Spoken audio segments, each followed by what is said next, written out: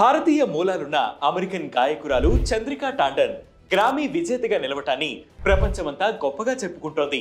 71 ఏళ్ల చంద్రిక రూపొందించిన త్రివేణి గీతానికి ఈ అవార్డు లభించింది. త్రివేణి అంటే గంగా, యమున, సరస్వతి నదుల పవిత్ర సంగమం.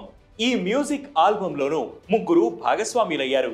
ఇందులో గాయకురాలు చంద్రిక కాగా ఫ్లూట్ వాయించింది దక్షిణాఫ్రికాకు చెందిన వౌటర్ కెల్లర్మెన్, జపాన్ కు చెందిన symphony orchestra ఇరుమత్సుమోటో.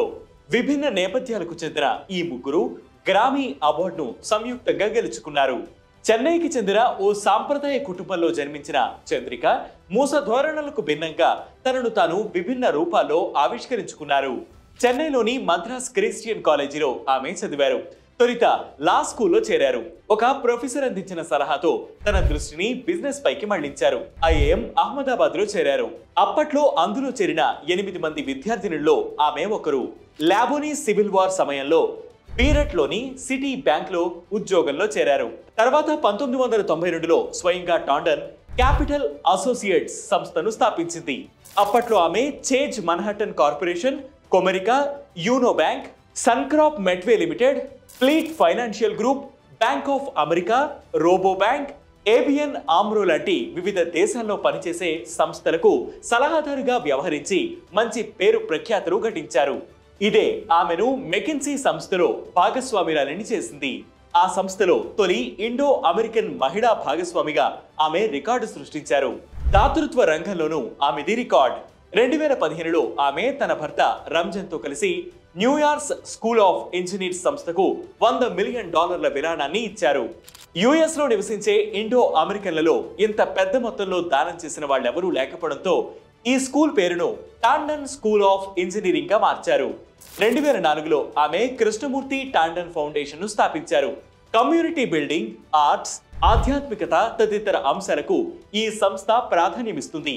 American India Foundation, Yale University, Berklee College of Music లకు ఆమె భారీగా విరాళాలిచ్చారు. ఇకపోతే సంగీతం అనేది ఆమె కుటుంబ మూలాల్లోనే ఉంది. చంద్రికా తల్లి సంగీత కళాకారిణి. దీంతో చిన్నప్పటి నుంచి సంగీతం నేర్చుకున్నారు. ఆమె 6 ఆల్బమ్స్ ను రూపొందించారు.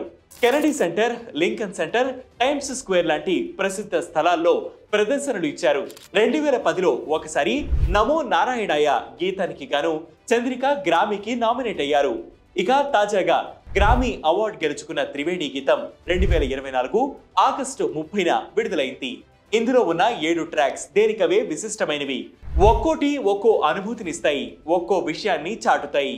ఈ ఏడాది ఆమెతో పాటు ఇండో అమెరికన్ నిపుణురాలు అనౌష్కా శంకర్, రషికా బెకారియా, జపాన్ మాజీ సంగీతకారుడు షకమోటో తదితరులు నామినేట్ అయ్యారు.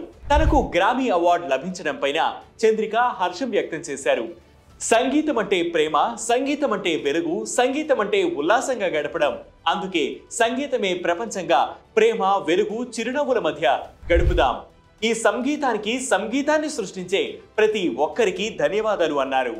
బ్యాంకింగ్, సంగీతంతో పాటు ఆమె ఆర్ట్ లవర్ కూడా. న్యూయార్క్ లోని ఆమె ఇంట్లో గోడల మీద ప్రసిద్ధ చిత్రకారులు రూపొందించిన చిత్రాలు కనువిందు చేస్తాయి. ఇలాంటి విభిన్న రంగాల్లో రాణించే వ్యక్తి భారతీయ మూలాలున్న వ్యక్తి కావడం మనందరికీ గర్వకారణం.